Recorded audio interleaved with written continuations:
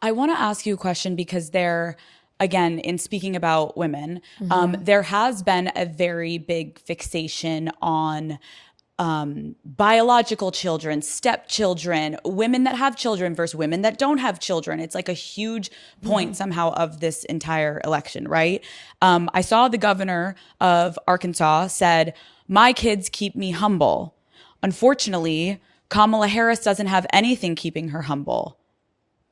How did that make you feel? I don't think she understands that there are a whole lot of women out here who, one, are not aspiring to be humble. Two, a whole lot of women out here who have a lot of love in their life, family in their life, and children in their life. And I think it's really important for women to lift each other up. You know, I'll tell you, Alex, one of the things that I have really enjoyed about where the discussion has gone, one of the places it's gone, we have our family by blood, and then we have our family by love. And I have both. And I consider it to be a real blessing. And I have two beautiful children, Cole and Ella, who call me Mamala. We have a very modern family.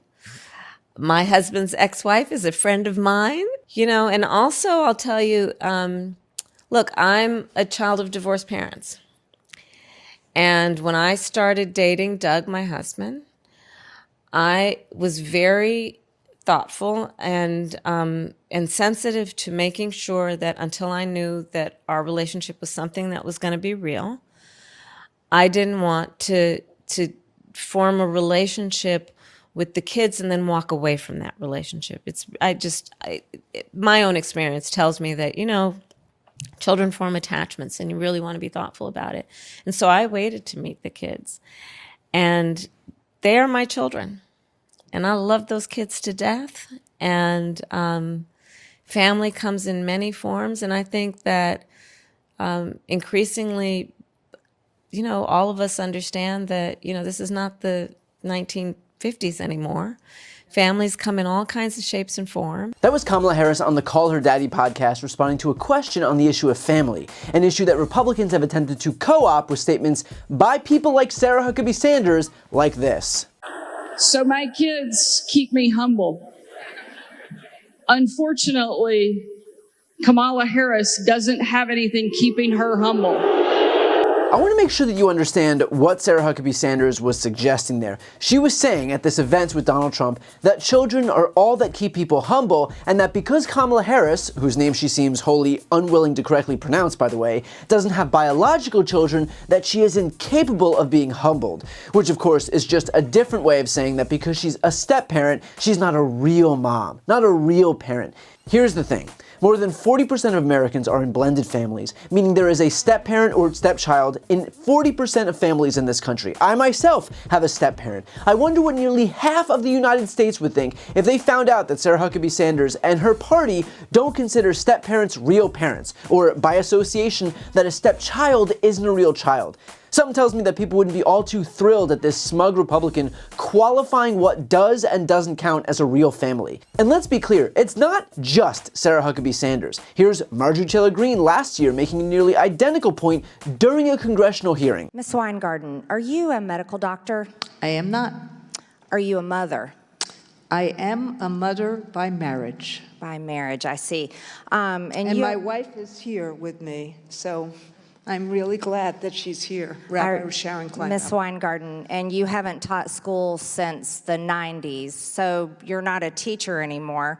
I am actually, Representative, I'm actually on leave from my teaching position, and this fall I will be teaching as a guest teacher at Cornell, my alma mater. To talk about is your recommendations to the CDC as not a medical doctor, not a biological mother, and really not a teacher either.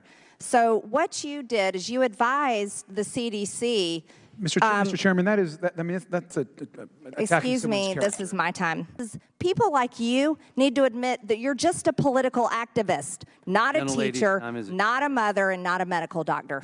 And here's Donald Trump's own running mate, J.D. Vance, who basically introduced himself to the American people as his VP pick by devolving into this scandal. What I was basically saying is that we're effectively run in this country via the Democrats, via our corporate oligarchs, by a bunch of childless cat ladies who are miserable at their own lives and the choices that they've made, and so they want to make the rest of the country miserable too. And it's just a basic fact. You look at Kamala Harris, Pete Buttigieg, AOC, the entire future of the Democrats is controlled by people without children.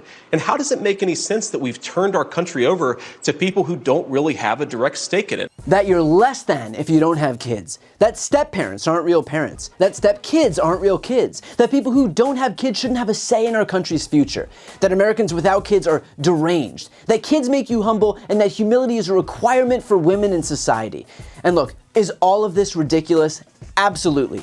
But it's worth showing you all of it because it's actually quite useful in that it betrays the Republican worldview perfectly.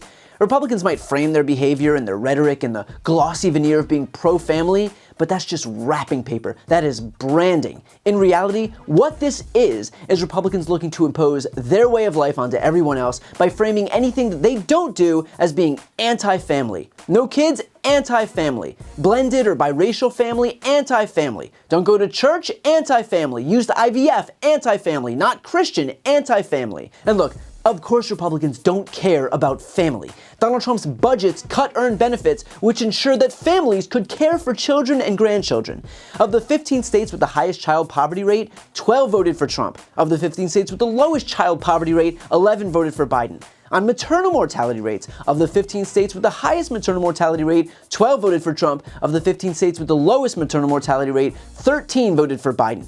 They fall over themselves grandstanding about protecting families and kids, and yet they vote against childcare. They vote against early education. They vote against universal pre-K. They vote against child tax credit. They vote against IVF, which is the only way for millions of American families to even create families. They vote against SNAP, where half the recipients are children. They vote against Medicaid, where again, half the recipients are children. The notion that Republicans care about families is undercut by quite literally everything they do in practice. But that aside, I am sorry, but I am just so fucking tired of Republicans telling people how we should or shouldn't live, or that our lives aren't valid if we don't comport ourselves in whatever narrow-minded worldview is espoused by some dwindling faction of far-right extremists, that we can't have non-biological parents, we can't get reproductive care, we can't get family planning, we can't go to the doctor's office, we can't travel between states, we can't read certain books, we can identify how we want to identify, all underscored by the fact that the party seeking to control our lives is the same party that brands itself the party of small government.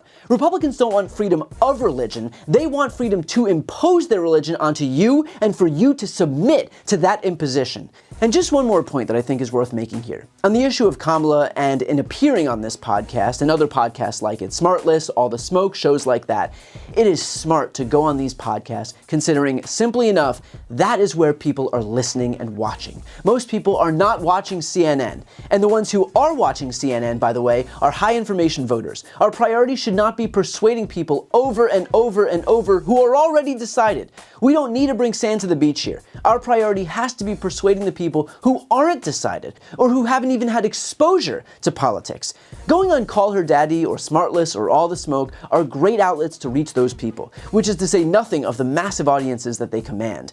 And of course, that doesn't stop the mainstream media from complaining. Politico Playbook tweeted, after avoiding the media for nigh on her whole campaign, Kamala Harris is still largely avoiding the media. The VP is set for a series of interviews that likely won't press her on tough issues, even as voters want more specifics. But it's not that she is avoiding the media, she's opting to use her limited time to appear on outlets other than mainstream political media because most people aren't watching mainstream political media. She's reached more people in just a couple of podcast episodes than she would in 10 appearances on CNN. I understand that the media is salty about their waning relevance and that their coverage will reflect their own whining about being ignored, but this is the reality of the media environment that we live in. And also it's worth noting that maybe if the media treated the moment that we're in with just a tad more responsibility than they do, that we wouldn't need alternative media outlets to pick up the slack. But the press has spent years and years and years both siding everything and pretending that Donald Trump's anti-democratic behavior is just normal politics, to the point where audiences grew tired of being lectured by snobs in the media that actually both sides are just as bad. I mean, hell, the reason that you're watching this video right now on my channel is a testament to exactly that. If the media was more responsible in this moment, if the media was able to put democracy over some breathless adherence to centrism, then there wouldn't be a need for people like me to fill the gap. But that's not where we are, and so here we all are. Before you go, just a quick note, if you'd like to see more of my content, which is always free of advertising, sponsorships, and paywalls, please make sure to subscribe to this channel using the subscribe button right here on the screen. And if you'd like to support my work even further, you can grab a copy of my instant #1 New York Times selling book, Shameless, available for sale right now. That link is also on the screen. Thanks so much for watching.